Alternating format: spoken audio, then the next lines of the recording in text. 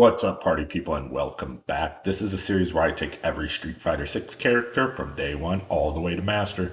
This is a fun and effective way for me to cope with mental illness, and I hope to make you laugh and learn along the way. Every 20 minutes of gaming, I recommend a 5-minute break to help maintain focus and learning efficiency. Stick around until the end, and I supply that for you as well. Now, on to the video. I am so not having a good day. Anyways, so if I'm taking JP and I've never played this character before, what I'm going to do on day one for the first thing is I'm going to do his combo trials.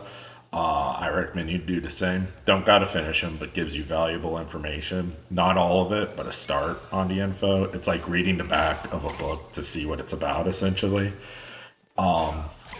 So after that, there's going to be 4 things I want to teach you in this series that I'm going to be applying to my game. 4 fundamental concepts that are going to get me to master rank essentially from day one. Oh shit, what does it say? Oh, 4 fundamentals I want to teach you in this series. Not a series for master ranks unless they want to hang out and put tips for other new players. This is a series to simplify the game and give you a core set of tools for you to apply to your gaming in order to help you take your character from day one all the way to master rank. Number 1 is slow down and enjoy the game. You're playing a video game, so take a moment to slow down and savor the experience. Lately, it feels like people rush through games due to FOMO, or they get caught in the endless feedback loop. If you don't enjoy the game, stop playing. But if you do, don't let anyone dictate how you should play. Start each session by watching your favorite character, soaking in the details, and getting hyped up to kick some ass. Remember, you're playing to have fun. Concept number 2, focus on basic execution. You don't need to master every combo to reach master rank. Once you're there, you can refine your skills piece by piece. Start with the basics. Focus on simple punishes. Street Fighter 6 makes this easy. Think of unsafe moves as having 3 levels of punishment: light, medium, and heavy. Have a basic punish ready for each. Frame data isn't crucial, but knowing a 6-frame move to punish drive reversals is. Also learn a wall splat or a crumple combo after drive impact. Number 3 is developing a game plan. If you have any kind of game plan, it gives you an advantage over opponents that don't have a game plan. How much of an advantage depends on how well you practice, and that comes with time. I'll discuss more about creating a game plan for yourself in this video. Number 4, maybe the most important, the 20 and 5 rule. If you're serious about improving, use the 20 and 5 rule. After every 20 minutes of playing Street Fighter, take a 5-minute break. Stretch, breathe deeply, and drink water. This habit will help you avoid tilt, improve your results, and is beneficial to your mental health. Something that you should take into consideration while learning Street Fighter 6, especially if this is the first time you played and the first time you're playing a day one character, or if you're, brushing up on a basic, learning the fundamentals, anyone can learn from any level, but the system mechanics, everyone always needs to keep these things in mind. In Street Fighter 6, the universal system of mechanics include drive gauge, drive impact, drive parry, drive rush, drive reversals, and overdrive. I'm not going to go over those all right now because they're basic in the game, but I am going to put notes on the screen so you guys can take a picture with your phone and read over them, because all characters in Street Fighter 6 share these universal system mechanics, but dedicating time to learning and mastering them, you can unlock your true potential in the game, turning every battle into a showcase of your personal strategy and self-expression. Look how happy I was whenever I wrote that. What a jackass. B&Bs for Mr.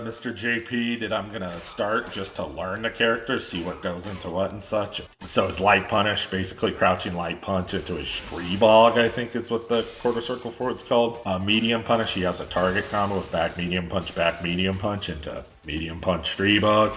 That's why I say we're keeping it simple. We are day one right now. We are just trying to pilot this character. Heavy punish is standing heavy kick, crouching medium punch Streebog, easy peasy.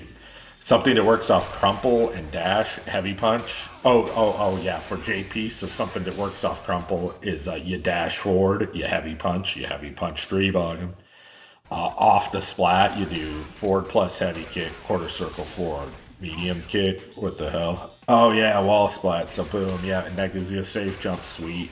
We're cooking on day one, we're learning a little baby tech.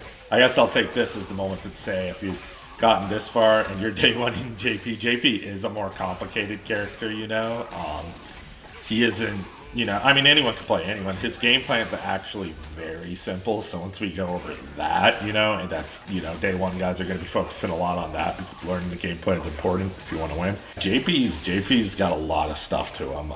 Shout outs to the guy who asked me if I could do this guy next. Wouldn't have got to JP for a while if he didn't ask. And man, yeah, he's a doozy to dive into. Honestly, there's a lot to him. So, one other thing I wanted to cover while we're covering system mechanics and some BMBs, another step of the BMB would be to chain lights, which I think is important for beginners to learn, people who are just starting or not using enough. Thing with chaining light buttons in this game is it's like a true block string, you know, it's got a different property than if they were to just block it normally. So, like, they can't mash between it, you know what I mean? It's the, like, you know, it's built into the game like that. It might be, you know, need a little tuning, honestly, but so it'll teach you the idea of hit confirming. The idea of a hit confirm is seeing that your combo's starting and then finishing it, you know, finishing your plate. So in Street Fighter 6, most characters can do like 3 jabs into a special move. And that's good to learn as a beginner because it's incredibly versatile, very useful, and honestly pretty good, you know, just all around. Yeah, chains in this game are solid, and it's a mechanic. It should be up there with the other mechanics, honestly.